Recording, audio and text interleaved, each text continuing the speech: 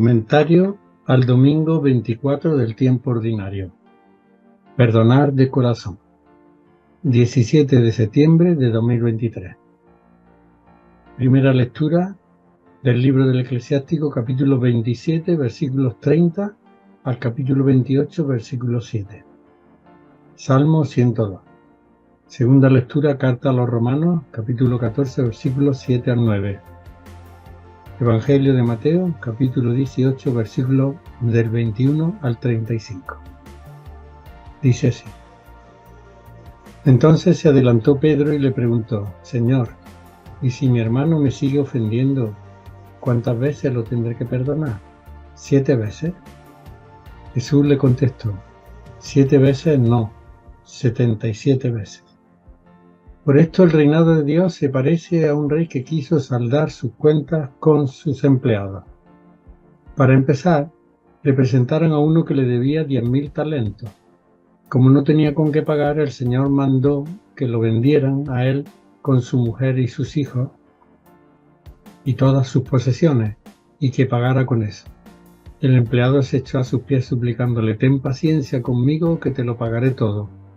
El Señor, conmovido, dejó marcharse a aquel empleado, perdonándole la deuda. Pero al salir, el empleado encontró a un compañero suyo que le debía 100 denarios.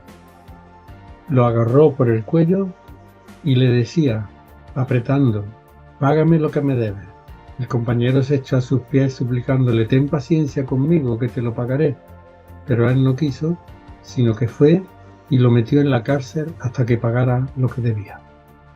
Al ver aquello, sus compañeros quedaron consternados y fueron a contarle a su señor lo sucedido. Entonces el señor llamó al empleado y le dijo: miserable, cuando me suplicaste te perdoné toda aquella deuda. ¿No era tu deber tener también compasión de tu compañero como yo la tuve de ti? Y su señor, indignado, lo entregó a los verdugos hasta que pagara toda su deuda. Pues lo mismo os tratará mi Padre del cielo si no perdonáis de corazón cada uno a su hermano. En el Evangelio de hoy, Pedro se acerca a Jesús para preguntarle si hay que perdonar hasta 7 veces al hermano que te ofende. En Babilonia el 7 era símbolo de plenitud y de totalidad. El mismo significado tiene en el mundo hebreo. Así en Proverbios capítulo 3, versículo 10 se dice: y tus graneros se colmarán. El texto hebreo dice literalmente: se llenarán 7. Consecuentemente, el 7 era el símbolo de la perfección. Así el sábado, el día por excelencia, es el séptimo día. Las fiestas solían durar 7 días, según se dice en el libro del Levítico. Comienza la fiesta de las chozas, dedicada al Señor, y dura 7 días. Igualmente aparece el número 7 con este simbolismo en otros pasajes de la Biblia.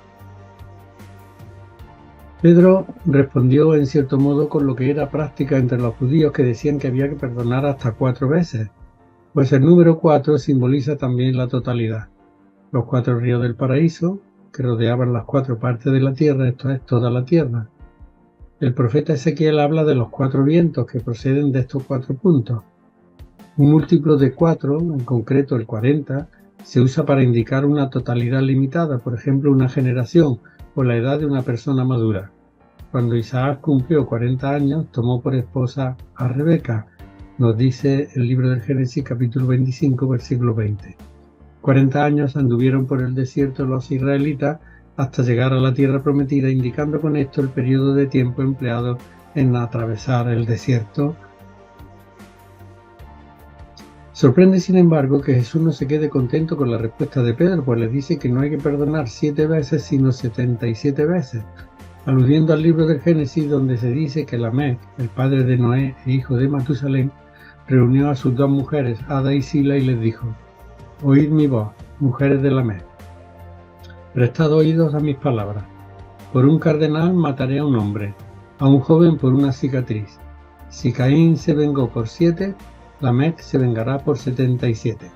Este Lamec se presenta como un vengador nato, propenso al endurecimiento de las penas, diríamos hoy, un partidario del castigo a ultranza.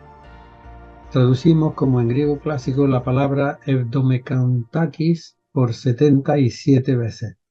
Así lo hicieron los traductores de la Biblia hebrea al griego, traducción llamada Septuaginta, al traducir el pasaje de Lamec Otros prefieren traducir 70 veces 7, igual esto es 490 veces. Tanto monta tanto, como dice el refrán español. Ambas cifras indican que hay que perdonar siempre. Al poner Jesús esta cifra simbólica da a entender a todas luces que el perdón debe extenderse hasta donde llegó el deseo de venganza en tiempos de la ley.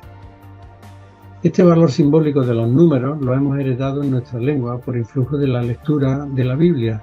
Así, por ejemplo, cualquier padre cansado de oír hablar a su hijo puede decirle: te he dicho 70 veces que te calles. 70 veces, como puede verse, no es un cómputo numérico, sino una expresión con la que se reclama el más absoluto silencio por parte del hijo.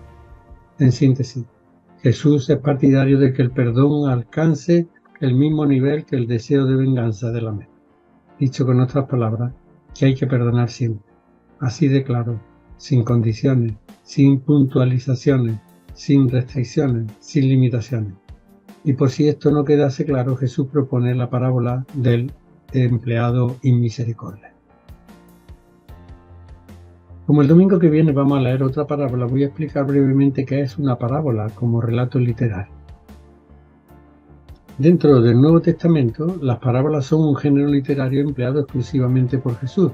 Ninguno de sus discípulos se sirvió de este género a la hora de anunciar el Evangelio, lo que quiere decir que sus discípulos consideraron la utilización de las parábolas como un rango específico del lenguaje de su maestro, con el que se comunicaba de modo claro y sencillo con la gente. Parábolas usaban también los maestros judíos en sus enseñanzas, los rabinos, pero hay una diferencia entre aquellos y Jesús. Este utiliza las parábolas para hablar de la naturaleza del reino o reinado de Dios. Los rabinos para explicar diversos puntos de su doctrina. De hecho, la parábola de hoy comienza diciendo: el reino de Dios se parece a un rey que quiso saldar cuentas con sus empleados.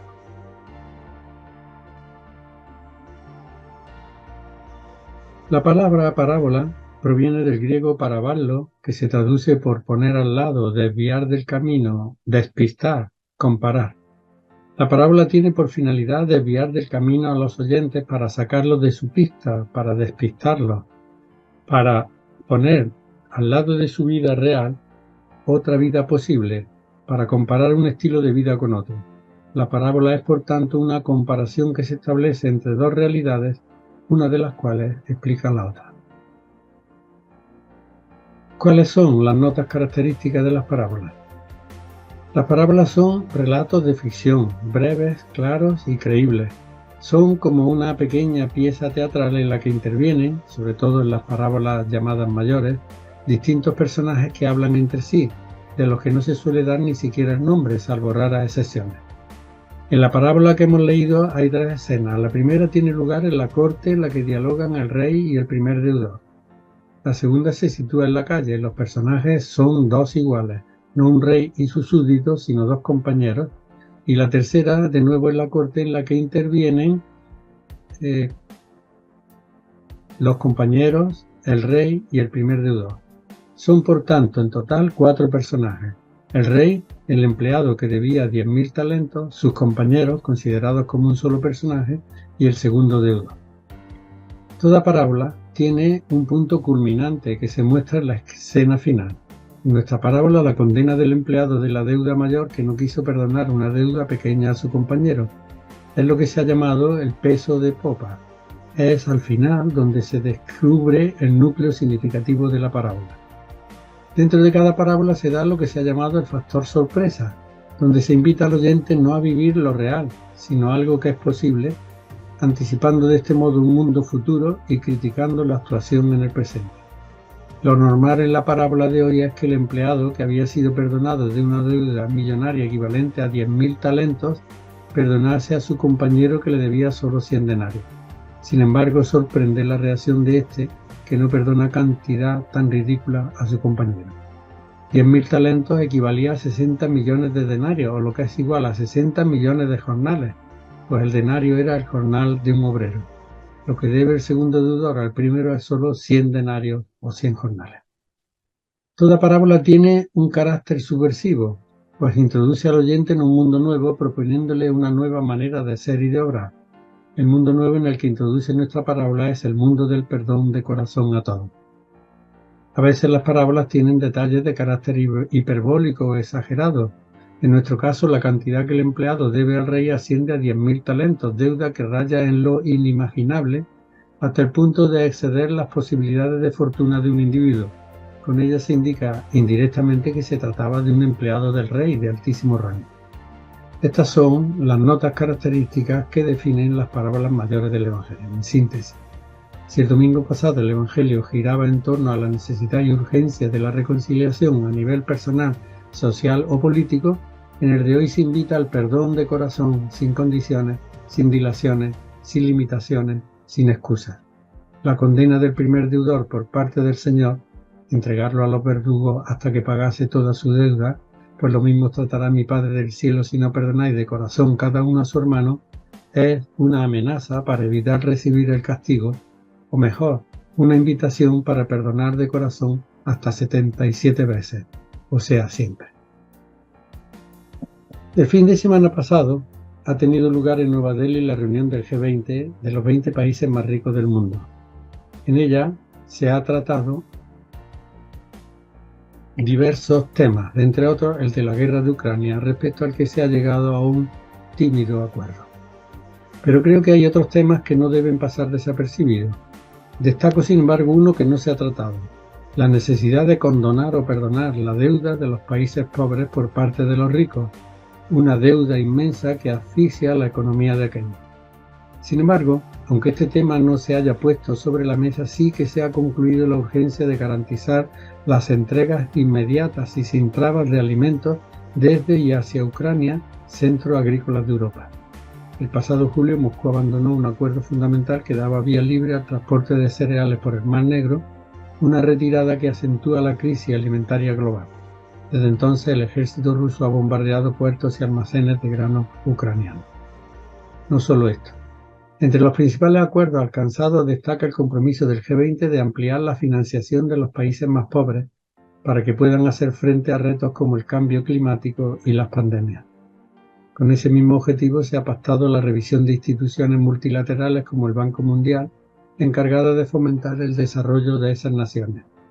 Una reforma de esta clase permitiría al sur global contar con 200.000 millones de dólares que impulsarían su desarrollo económico y social. Si esto llega a cumplirse, sería un gesto sin duda de reconciliación entre países ricos y pobres, aunque esto se hiciese por criterios de geoestrategia mundial. Acciones de este tipo muestran la urgencia de promover el desarrollo de los países pobres como paso previo para reducir la deuda que los asfixia y tener acceso de este modo a un nivel de desarrollo que haga posible una vida digna para sus ciudadanos. Sería otro modo de perdonar o condonar la deuda millonaria de estos países, como hizo el rey de la parábola con su primer empleado, y como invita la parábola a todos, tanto en el mundo de las relaciones personales como en el de las relaciones entre países o internacionales. Surgiría de este modo un mundo nuevo, una sociedad nueva, la del perdón de corazón, la única que hace posible la convivencia entre todos, la paz y la prosperidad.